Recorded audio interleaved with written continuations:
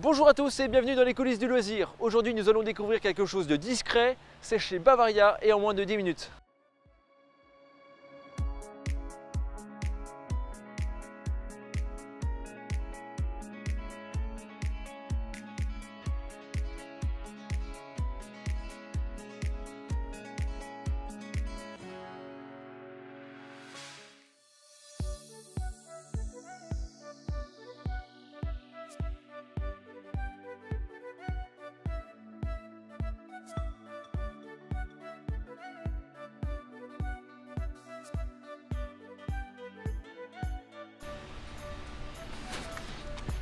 Et c'est un Bavaria MC490 BF que nous avons devant nous. Il est tout blanc, il n'y a quasiment rien à l'extérieur qui nous permette de savoir que c'est un véhicule aménagé, si ce n'est que la marque du fabricant ici, et éventuellement quelques prises qu'on pourra voir peut-être de l'autre côté.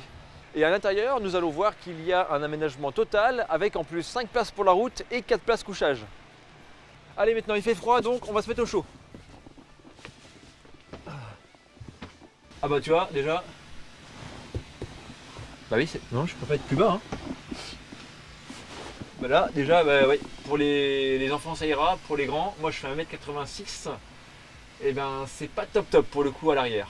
Après, bon, ce genre de véhicule on part à deux, et on a quand même 3 places à l'arrière, homologuées pour la route, donc ce sera éventuellement pour dépanner avec un adulte, ou pour des enfants de plus petite taille, et là il n'y a évidemment aucun problème.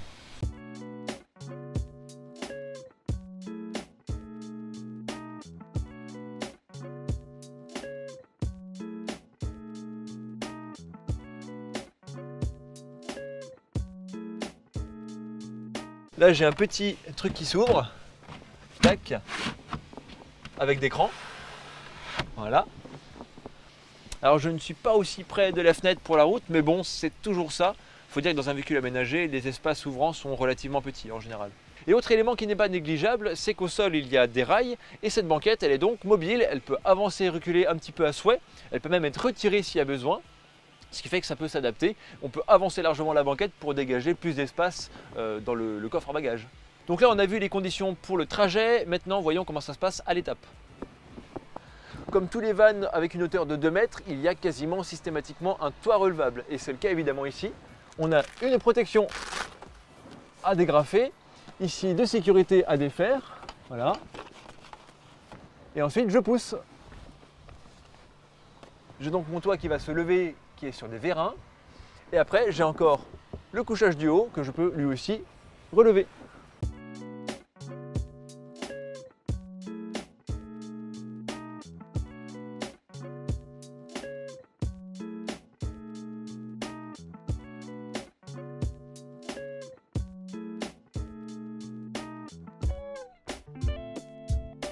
Côté aménagement, il y a pas mal de choses à dire. En général, les vannes aménagées qui font moins de 2 mètres ont un problème ou disons un compromis en termes de rangement. Et ici, on peut voir qu'il y a pas mal de choses, notamment un placard en premier lieu. J'en aperçois aussi derrière qui sont plutôt accessibles par la porte arrière du coup.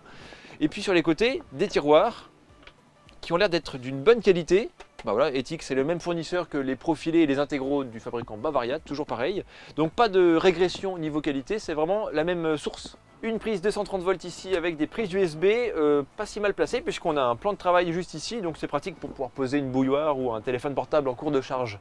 Et puis côté cuisine, on va retrouver les classiques plaques de cuisson avec 2 feux, un évier. Je rappelle que l'ensemble est complètement combiné, ce qui permet d'évacuer au même endroit les éventuels débordements de la casserole. Et puis à la fin, un petit robinet avec un mitigeur au chaud de froid. Non, un mitigeur, bah non du coup c'est pas mitigeur non plus. Ça ressemble à un mitigeur mais c'en est pas un, voilà. Et juste en dessous, on va retrouver ce petit panneau de contrôle que je ne connais pas, j'avoue que là je le découvre en même temps que vous. On a des interrupteurs, c'est des boutons tactiles en fait, hein, qui permettent de voir son niveau de batterie, le niveau d'eau, d'activer le 12 volts, la pompe à eau et puis les éclairages. Et dessous, on a un magnifique petit frigo, je le trouve très mignon, avec une finition aluminium brossé. Il fait 49 litres, il fonctionne à compression, donc lui, le gaz on oublie, il ne fonctionne que sur le 12 volts et le 230 volts. Et puis à l'intérieur, j'ai encore un emplacement pour les glaçons. Et puis ce que j'aime bien aussi, c'est qu'ils ont mis la même finition aluminium à l'intérieur. Alors oui, si on veut agrandir le salon, évidemment les sièges avant se pivotent. Et c'est ce que nous allons voir. Donc siège en base pivotante, classique, qui ne se verrouille pas en position retournée, donc ça laisse un peu de liberté pour pouvoir s'asseoir. Et là ce que je voulais voir, c'est qu'on a le frein à main qui est entre les 2 sièges. Donc là par exemple si je veux tourner, alors déjà ça bute. on va y arriver. Hein. Alors déjà, ok. Ouais, j'y arrive. Faut jongler un petit peu. Là, j'ai mon volant qui me gêne. Voilà. Bon, il faut insister un petit peu, mais on y arrive. Il y a un truc important qui manque dans ce salon là. C'est une jolie table. Par contre, je sais pas où est-ce qu'ils l'ont mis cette table. On va voir derrière. Hein. Tac. Ouverture vers le haut. Heureusement, les vérins sont puissants. Et là, évidemment, on a une jolie table. C'est toute une astuce. Il y a une notice de 300 pages qui est fournie, hein, donc il faut la connaître par cœur évidemment pour pouvoir manipuler le matériel. Et voilà, tac, avec son petit pied amovible. Impeccable, une belle table. Alors finalement, comme le pied est totalement indépendant, ben, elle peut aussi être utilisée à l'extérieur. Et dans un fourgon aussi petit, on est bien content d'avoir une seule table pour faire les deux tâches. Maintenant, on va chercher à avancer cette banquette. Donc là, il y a deux languettes qui permettent de verrouiller la banquette en position. Évidemment, c'est quelque chose de très précis et sérieux puisqu'il ne faut pas que la banquette bouge pendant la route.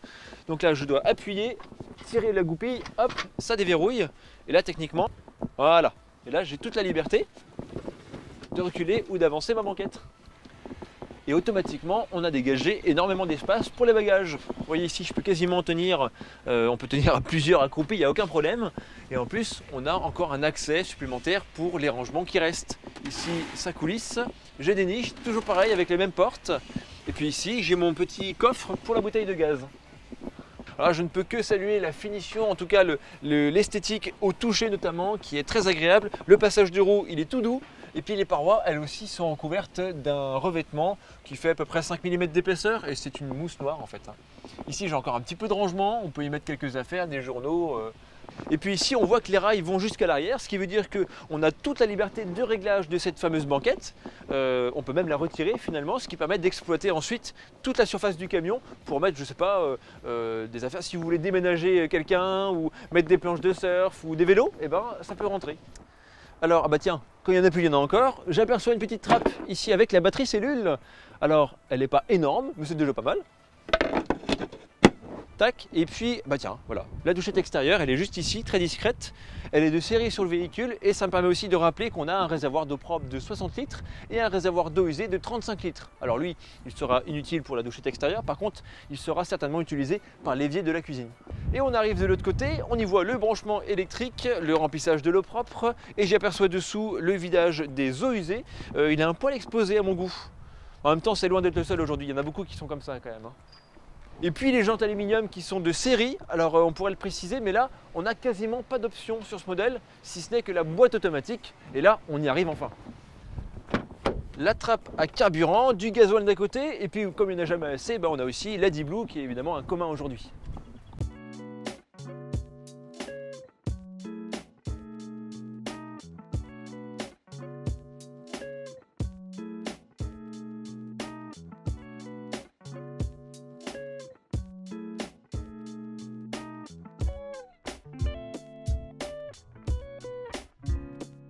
Renault Trafic, je disais, avec ici le pack luxe qui est de série et qui comporte un certain nombre d'équipements comme le volant en cuir, le régulateur de vitesse ou encore l'autoradio avec un écran tactile intégré. J'ai parlé d'un régulateur, mais il y a aussi un limiteur de vitesse. Il ne faut pas que j'oublie tout parce que d'un véhicule à l'autre, ça change tellement. Parfois, on dit des bêtises. Il y a un petit bouton aussi qu'ils ont appelé le mode sol meuble. Alors techniquement, ça pourrait correspondre, je pense, au Traction Plus qu'on a chez Fiat, qui va en fait bloquer le différentiel et avoir du coup deux roues motrices de façon simultanée, ce qui permet de mieux sortir, en tout cas d'une voie qui est un petit peu glissante avec de la boue et compagnie. 145 chevaux, 2,5 litres de cylindrée, et puis on a surtout ici de série un réservoir de carburant de 80 litres. C'est pas trop mal pour un véhicule qui ne va pas consommer tant que ça, on doit être autour de 8 litres au 100. Côté prix, il est à 54 900 € dans sa configuration de base. Mais ici, on a une boîte automatique. J'ai aussi aperçu un panneau solaire extra plat qui est sur le toit. Donc on doit avoir un budget qui va avoisiner a priori les 60-61 000 €. Je n'ai pas la confirmation exacte puisque le véhicule vient d'arriver. Puis les vendeurs n'ont pas encore eu le temps de me communiquer les tarifs définitifs. Dans tous les cas, si nos vidéos vous plaisent, n'hésitez pas à vous abonner à la chaîne, à laisser un petit pouce en l'air parce que ça nous fait toujours plaisir. Et puis pourquoi pas des commentaires aussi qui nous permettent d'échanger ensemble pour le sujet des futures vidéos. Dans tous les cas, prenez soin de vos montures, profitez du paysage et puis à très vite.